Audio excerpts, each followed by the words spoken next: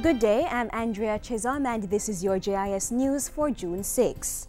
Prime Minister Portia Simpson Miller has sounded a warning to parents and caregivers that the full force of the law will be applied wherever cases of child abuse are found. She was making her contribution to the 2012-2013 budget debate Tuesday afternoon, where she decried the high numbers of child abuse and children being reported missing.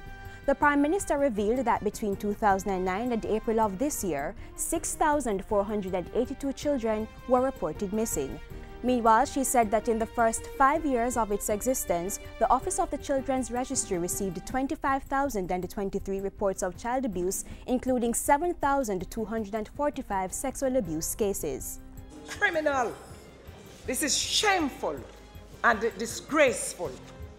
I've made it clear to the relevant government agencies that they must take the strongest possible action when these atrocities occur.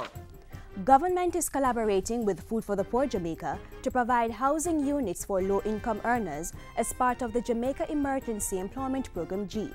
The government will collaborate with Food for the Poor in providing free of cost 1,200 housing units each year for the next 5 years.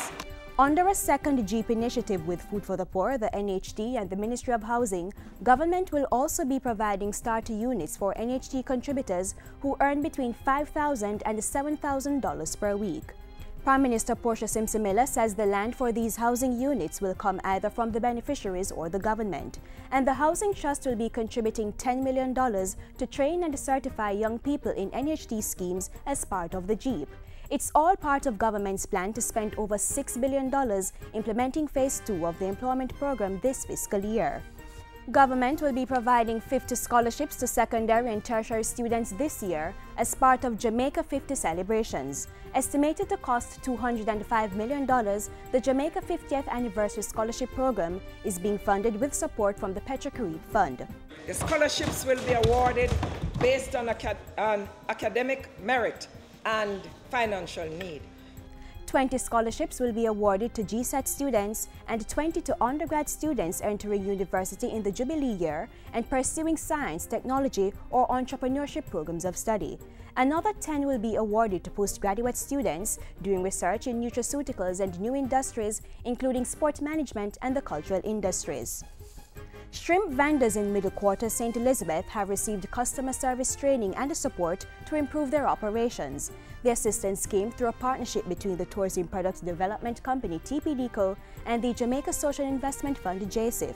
40 vendors were trained and certified on the TPDCO's Team Jamaica program. They also received uniforms, aprons and caps from JSIF, while a number of directional signs were erected in the area. And finally, the Institute of Jamaica has mounted a virtual museum of temporary exhibitions with $2.1 million in funding from the Chase Fund.